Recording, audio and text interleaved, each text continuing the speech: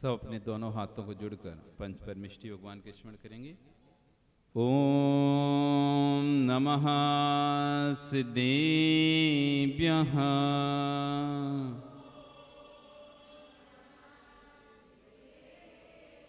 ओम नमः सिद्धेभ्यः।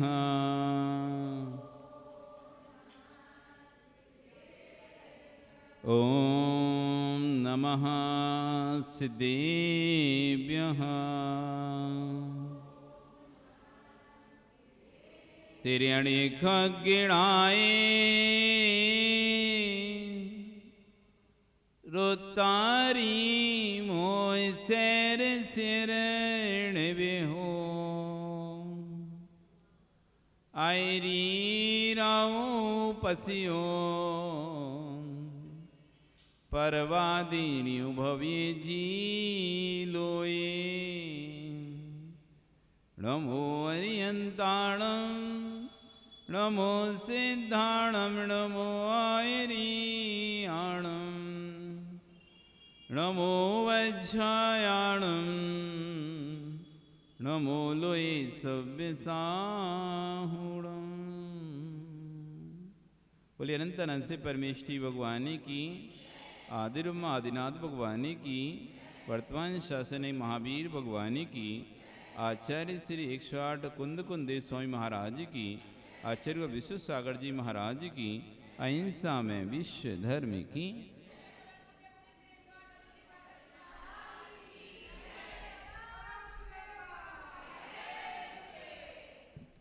भवबंधु,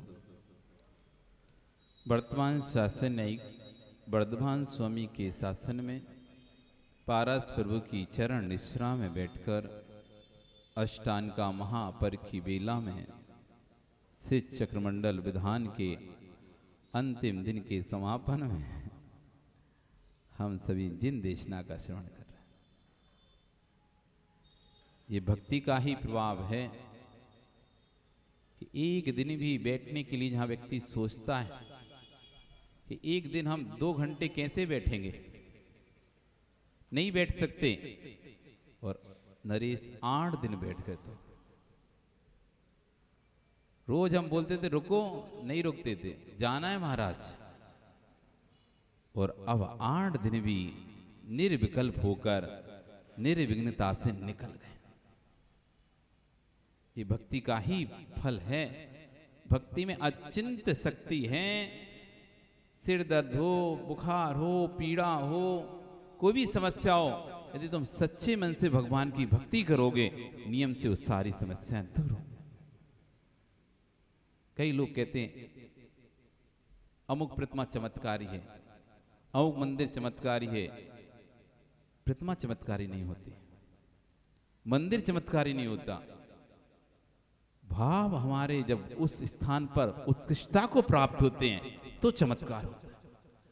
यदि चमत्कारी स्थान है तो सबके काम बनना चाहिए। कोई महावीर जी जाता है, कोई पैठन जाता है, कोई अंतरिक्ष पारसनाथ जाता है, कोई कहीं तिजारा जाता है, काम बन जाएंगे हमारे। स्थान से काम नहीं बनते। स्थान से काम बनते होते तो कोई भी फिर वहां पर निराश होकर नहीं आता, लेकिन सभी के काम नहीं होते। सब सोच कर जाते हैं, कोई पुत्र का सुख सोच के जाता है, तो कोई अच्छा घर सोच के जाता है, कोई व्यापार के लिए सोच के जाता है, कोई शरीर के लिए सोच के जाता है, कोई रोग शोक दूरी करने के लिए सोच के जाता है क्षेत्रों पे, यहां पर जाएंगे तो हमारा ठीक हो जाए। प्रसिद्धि सुनी हमने यहाँ की कि भूत भाग जाते हैं, लेकिन जाते किसके हैं?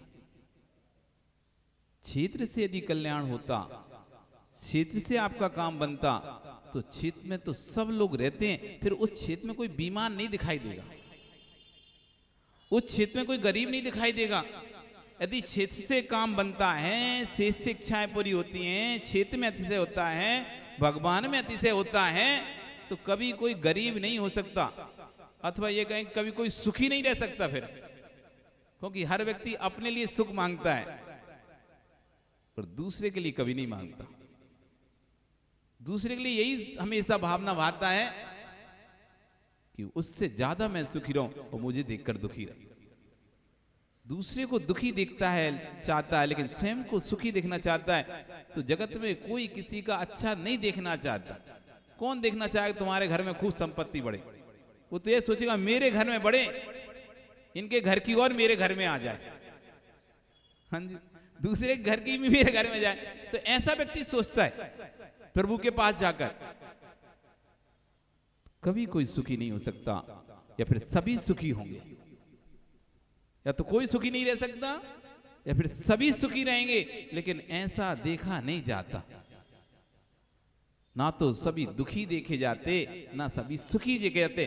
परमात्मा तो एक ही है, भगवान तो एक ही है, क्षेत्र तो एक ही है। वहां पर भीख क्यों मांग रहा है व्यक्ति? जब स्थान पर जाने से मनोकामनाएं पूर्ण हो जाती हैं, तो इस स्थान पर पहुंचकर वो मांगे ना, मुझे तो महल मिल जाए, गाड़ी मिल जाए, ये मिल जाए, धन संपत्ति मिल जाए। भीख क्यों मांगता है? 1 रुपया दे दो, 10 रुपया दे दो। क्षेत्र का से है क्या? अच्छे क्षेत्र बोलते ना, अच्छे क्षेत्र उपचार है वहां पर, लेकिन वास्तव में से है कहां पर? यदि क्षेत्र में से होता है तो क्षेत्र तो उसके लिए तो राग देश तो है नहीं ना क्षेत्र को किसी से, कि प्रवीण को हम भला करेंगे और नरेश का नहीं करेंगे, कि शांतिलाल का करेंगे, कि किसी अमुक का नहीं करेंगे। क्षेत्र तो क्षेत्र है। यदि क्षेत्र में से होता है तो सबका भला होना चाहिए, सबका अच्छा होना चाहिए। अंधा आता है, आंखें मानता है, लंगड़ा आता है, पैर से चलने की इच्छा करता है, गूंगा आता है, बोलने की इच्छा करता है, बहरा आता है, सुनने की इच्छा करता है। सब अपनी अपनी इच्छा लेके आते हैं, लेकिन इच्छाएं पूर्ण नहीं होती। इसलिए क्षेत्र में अच्छे से कभी नहीं होता।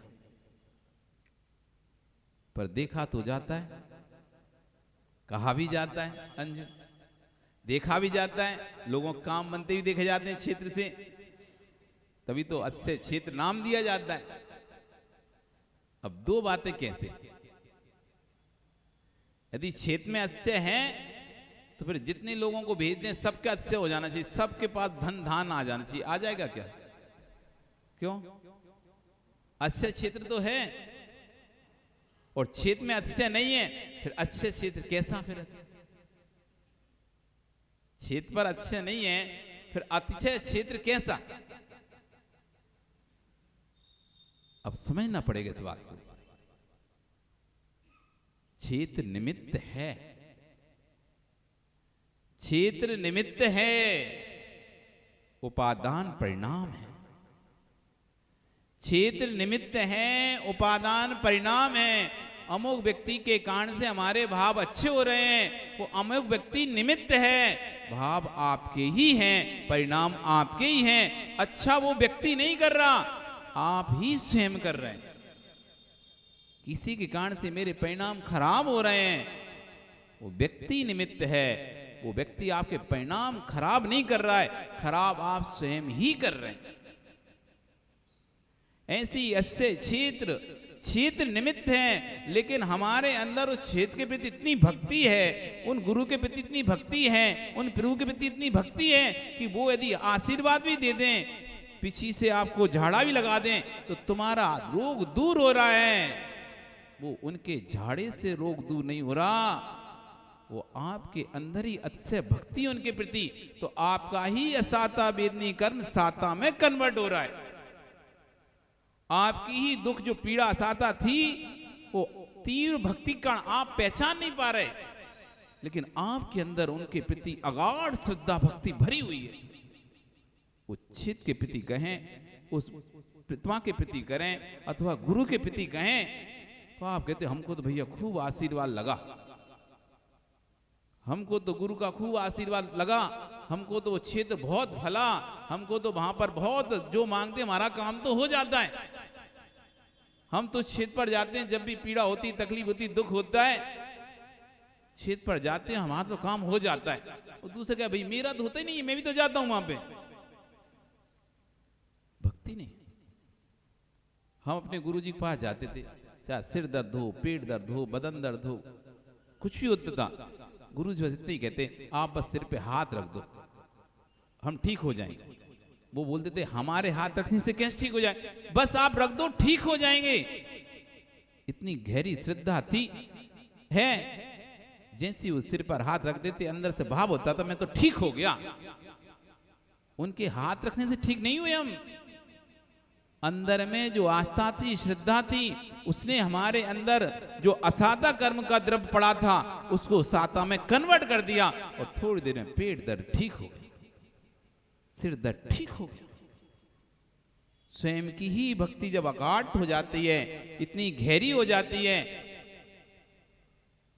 फिर उपचार करते हैं हम, अमुक के कारण से हमारे साथ ऐसा हुआ, आरोपित करते हैं कि अमुक व्यक्ति ने ऐसा किया इसलिए हमारा आशीर्वाद दिया तो हमारा काम बन गया। वास्तव में काम तो स्वयं के ही भक्ति से ही बना था। जिसके अंदर अकारण श्रद्धा भक्ति आती भगवान के प्रति, सब मिलता है। उत्तम कुल हो, उत्तम रूप हो, उत्तम लक्षण हो, उत्तम शिक्षा हो, उत्तम बुद्धि हो, उत्तम स्वभाव हो, उत्तम गुण हो, उत्तम चारित्र हो, सकल सुख पात्र दान के प्रति भक्ति करने से होता है। इसी गाथा को आज आचार्य भगवान 21 नंबर पर दो गाथाएं बहुत सुंदर सुंदर इन्होंने कहा है।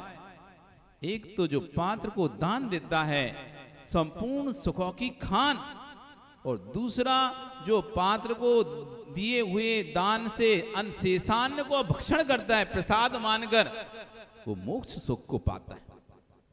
मुनिराज जो हार कर जाते हैं जहां पर, उस स्थान पर जो सामग्री बची हुई है उसको यदि प्रसाद स्वीकार कर कर भुंजन करता है, उस संसार के सभी सारभूत सुखों को भोगता है। ये दो गाथाएं आजकल तो विचित्र लीला चल रही। कई लोग देखे जाते हैं ऐसे, अरे महाराज जी हार कर गए, ये वाला खाना नहीं खाएंगे, पता नहीं कौन कौन छू गया होगा, ये हटाओ दूसरा लेकर आओ। अरे जिस द्रव से मुनिराज ने भोजन, जिस द्रव को आपने मुनिराज के भोजन में दिया है, जो बचा हुआ अन्न है, वो आपके लिए मोक्ष सुख का कारण है, ऐसा आचार्य कह रहे हैं। और वो व्यक्ति अभागा, उस द्रव को हटाकर नया लेके आओ, ये तो नहीं चलेगा। अभागे हैं वो, अभागे जो शेषान्न को नहीं खा पाते। आज इसी ऊपर दो गाथाएं। सकल स्वरूप सुलक्षण सुमति सुशिक्षा सुशील सुगुण सुचरितम शैलम सहानुभवनम बेभम जाने सुपत्त दान फलम। जो मुनि भूत वशेषम भुंजई सो भुंज जे जिणो दिठम संसार सार सौखम कमसो निब्बाण वर सौखम। सुकुल स्वरूप सुलक्षण, सुकुल उत्तम कुल, उत्तम कुल जिस कुल में मुनियों को दान दिया जाता, भगवान की पूजा की जाती है, जिन दीक्षा को धारण किया जाता है, वो कहलाता है उत्तम कुल। इसलिए अपने कुल में इतना ध्यान रखना। ओ क्रेश बाबू मोबाइल चला लेना बाद में, सुनो इधर क्या कर रहे हो। अपने कुल का ध्यान रखना, इतना ध्यान रखना तुम हमेशा मुनियों को हार देते रहो, भगवान का अभिषेक करते रहो। ऐसा कोई काम मत करना जिससे तुम दान देने से वंचित हो जाओ, पूजा आदि करने से वंचित हो जाओ। मम्मी पापा ने बाहर भेजा है तुम्हें पढ़ने के लिए, कहाँ भेजा है? बाहर भेजा है ना, तो विश्वास से भेजा है। कुल का ध्यान रखना। तुम्हारे कुल में साधु को दान दिया जाता है, समझा देना प्रवीण अपने बेटे को। हमारे कुल में भगवान की पूजा की जाती है, हमारे कुल में अभिषेक किया जाता है, दान दिया जाता है। तुम ऐसा कोई काम मत करना कि तुम पूरी जिंदगी दान देने से वंचित रह जाओ। अपने अपने नरेश बेटों को समझा देना। सुकुल उत्तम कुल मिलना, सुरूप उत्तम रूप मिलना, सुलक्षण उत्तम लक्षण, धर्मात्मा हो, दयावान हो, ऐसे लक्षण व्यक्तियों में मिलना कठिन होते हैं। धर्मात्मा होते हैं, कई व्यक्ति धर्मात्मा होते हैं लेकिन दयावान नहीं होते। धर्म तो खूब करते लेकिन किसी पर दया, कोई तड़प भी रहा, अरे हमें क्या करना है, तुम जानो तुम्हारा काम जानो। किंचित माती, किसी से अरे तुमको पैसे दिए पूरा काम करवाएंगे तुमसे हम, तो वो कह रहा नहीं हो पा रहा हमसे, तो पैसे क्यों लिए, ये नहीं, ठीक है कोई बात नहीं, चलो जाओ, नहीं हो रहा तो कोई बात, पैसे कोई बात नहीं रख लो। ऐसे दयावान कम लोग हो पाते हैं। धर्मात्मा है, दयावान नहीं है, दयावान है तो लेकिन धर्मात्मा नहीं है। दोनों चीजें मिलना बड़ा मुश्किल है। कुछ लोग धर्मात्मा बहुत होते हैं, दयावान नहीं होते। बहुत से लोग दयावान बहुत होते हैं लेकिन धर्म के कार्य मत कर। तुम बोलो तो हम प्याऊ खुलवा दें, तुम खोलो तो हम मंदिर वो अस्पताल खुलवा दें, तुम कहो तो कुछ भी खुलवा दें, लेकिन बस मंदिर में आने की, भक्ति करने की मत बोलो। सबकी सेवा करनी बोल दो, अस्पताल जाके फल खिलाने की बोल दो, लेकिन मंदिर में आकर द्रव चढ़ाने की मत बोलो। तो सुलक्षण, सुमति उत्तम मति, उत्तम बुद्धि, सुशिक्षा उत्तम अच्छी शिक्षा, सुशीलम उत्तम स्वभाव सरल स्वभावी, सुगुण उत्तम गुण, सुचरितम उत्तम चरित, शैलम सकल सुहानुभवन सुखों का अनुभव, और विहवम वैभव, ये सब सुपत्र दानम फलम, ये सुपात दान का फल जानो। जो मुनि भुत्त विशेषम, अब दूसरी बात हम कह रहे हैं, जो मुनि भुत्त विशेषम, जो भव्य जीव मुनि भुत्त विशेषम, मुनि के आहार के पश्चात बचे हुए अन्न को प्रसाद मानकर, बचा हुआ नहीं कि अलग कर दो थाली ये वाली, ऐसा नहीं करना कि थाली अलग करो, इसमें से कुछ नहीं देना हमको, ये बाहर की थाली लाके अंदर नहीं लाना, मिलाना नहीं, सब अछोला हो जाएगा, छुआछूत हो जाएगी। अरे वो शेषाक्षात, जैसे पूजन का अक्षात होते हैं, पूजन करते हैं तो कभी पूरी थाली खाली नहीं करना चाहिए। पूजा जब भी आप करते हो पूरी थाली ऐसे मत चढ़ा दिया करो, ऐसे उठा के। शेषाक्षत होते हैं, जो पूजा में बचा हुआ पीछे का द्रव्य रहता है वो मांगलिक है, मांगलिक, उस द्रव्य को अपने ऊपर छिड़को। हे भगवान, आज मैं आपकी पूजा भक्ति कर जा रहा हूं, सब मंगल में हो। मांगलिक है, जैसे पूजा का शिक्षाक्षत होता है, ऐसी मुनियों के हर वक्त शेषान्न होता है। शेषन जो बचा हुआ अन्न है वो शेषान्न कहलाता है। जो मुनि भुत्त वशेषणम, जो मुनि के आहार के पश्चात अवशिष्ट बचा हुआ है, शेष बचा हुआ है। अब बहुत से अब आजकल खाने की आदत नहीं, ये नहीं खाएंगे, ये वाला भोजन नहीं करेंगे, अलग से बनाएंगे, ये खपते नहीं, खिलते नहीं है। क्या महाराज लोगों का खाना हम नहीं खाते, आजकल बच्चे रहते ना महाराजों का खाना नहीं खाते, ये खाना पसंद नहीं आता, अलग से लाएंगे, अलग से बनाए। कह रहे पर ये जो मुनि का बचा हुआ अन्न भुंजई खाता है, सो वह संसार सार सौख्यम, संसार के सारभूत सुखों को कमसो क्रमसा निर्वाण वरम सौख्यम, निर्माण यानी मोक्ष उत्तम सुख को भुंजे भोगता है। ऐसा हम नहीं कह रहे, जिनोत्तिठम, ऐसा जिनेंद्रिय ने कहा है, ऐसा भगवान ने कहा है। अपने मन की आचार्य देखो, इतने बड़े आचार्य, इतना ज्ञान है, तब भी क्या कह रहे हैं, मैं नहीं कह रहा, भगवान की वाणी में ऐसा खिरा है। जो मुनि भुत्त विशेषम, इसलिए अपने आप को अहो सौभाग्य मानना चाहिए कि आज हमको शेषान्न खाने को मिला है। इसलिए अपने नगर में जब भी आपके नगर में साधु आए, कोई भी पात्र आए, आरिका आए, जरूर जाना, आहार देना, दे लेना, नहीं भी देना हो आखिरी तक भैया हमें शेषान्न लेके जाना है, हम शेषान्न लेके ही जाएंगे यहां से, उससे पहले नहीं जाएंगे। कोशिश करो कि आहार दो, क्योंकि आपका एक आवश्यक है दान देना, तो आहार दें। और आहार देने की यदि सामर्थ्य नहीं है, कोई परिस्थिति ठीक नहीं है, नहीं दे पाते, प्रतिकूलता है, तो शेषान्न लेकर जरूर जाओ। ये शेषान्न जो मुनिति भूत विशेषम, जो मुनियों के द्वारा भोगे हुए भोजन को भोगता है, सो शिव शौक संसार शौक कम सो निर्वाण परम शौकम, संसार शौक को कम क्रम से निर्वाण शौक को प्राप्त करता है। इस तरह दो गाथों में आचार्यगण ने दान की महिमा को बताया। आगे और भी इसमें कैसे दान देना चाहिए, कैसे विवेक रखना चाहिए, कैसे हार कराना चाहिए, ये सब क्रम से धीरे धीरे आचार्यगण यहाँ पर बताएंगे। आज आपका समय हो, कल फिर आओगे, पर्याय नहीं तो शाम को पुनः हम आरती में फिर मिलेंगे। बोली भगवान महावीर स्वामी की। मार्ग चढ़ाएं। मैं देव श्री